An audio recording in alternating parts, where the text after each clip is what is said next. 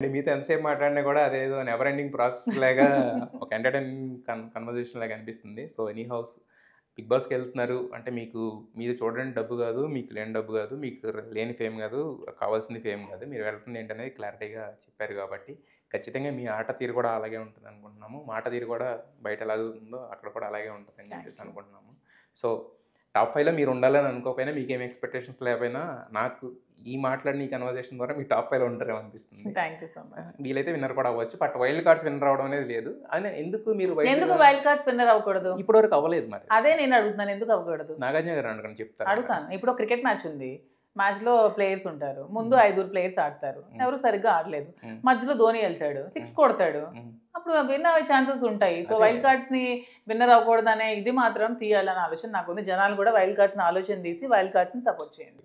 ఇండైరెక్ట్‌గా మాధురి గారిని విన్నర్ చేయమని అడుగుతున్నారు. అలా అనట్లేదు. నన్నైనా కాదు ఎవరైనా సరే వైల్డ్ కార్డ్‌ని విన్ చేయాలి. అర్థమవుతుందిలేండి మాకు.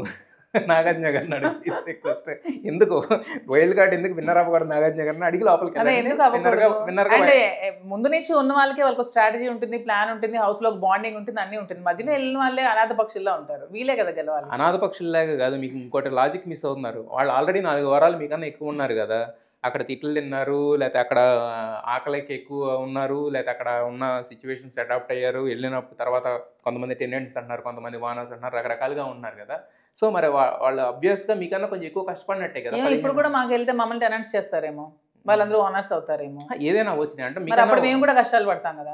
కరెక్ట్. ఇప్పటి నుంచి పడిన 11 వారాలు, వాళ్ళు ఫస్ట్ నుంచి ఉన్నారు కాబట్టి 15 వారాలు కదా. మీకు అదే అంటున్నాను. ప్లేయర్స్ నలుగురు ఆడుతున్నారు, మధ్యలో వచ్చినోడు మ్యాన్ ఆఫ్ ద మ్యాచ్ వస్తుంది, వాడే కొట్టాడు. మరి మ్యాన్ ఆఫ్ ద మ్యాచ్ వాడికి ఎందుకు ఇచ్చారు? వాడు బాగా ఆడితేనే కదా ఇవ్వాలి. గేమ్ చేంజ్ చేశాడు కదా. వాళ్ళు ముందు నుంచి క్రికెట్ పట్టుకున్నాడు కదా, ముందు నుంచి కొడుతున్నాడు కదా, ముందు నుంచి ఆడుతున్నాడు, మధ్యలో ఈడే వచ్చాడు, ఈడే ఎక్కువ రన్స్ కొట్టాడు, ఈడికే ఎందుకు మనం మ్యాన్ ఆఫ్ ద మ్యాచ్ ఇవ్వాలని ముందు నుంచి బ్యాట్ పట్టుకున్నోడికి ఇస్తారా, మధ్యలో ఎక్కువ రన్స్ కొట్టినోడికి ఇస్తారా?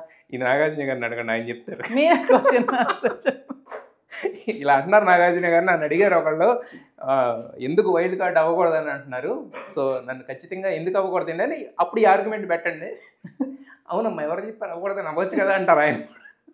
ఇంకా అంతకు మించి ఏమనలేదు. సో అలా ఉన్నాయి మీ ఆర్గ్యుమెంట్స్. సో ఈ ఆర్గ్యుమెంట్స్ అన్ని బిగ్ బాస్ హౌస్లో చేయండి. ఖచ్చితంగా మీరు ఎంటర్టైన్ చేస్తారనే ఒక నమ్మకం అయితే మాకుంది. అట్ ద సేమ్ టైం మీరు రియల్ సెల్ఫ్ ఇప్పటివరకు చూసామంటున్నారు. బట్ కాకపోతే ఏంటంటే మీరు కెమెరాల ముందు అప్పుడప్పుడు ఉండే గంట వేరు, 24 గంటలు కెమెరాల ముందు ఉండడం వేరు. సో ఏంటనేది ఇంకొకసారి అందరికీ తెలుసుకునే అవకాశం అయితే దగ్గరగా చూసే అవకాశం కూడా ఉంటుంది. So wish all the best. Thank you so much అండి. Yeah, thank you.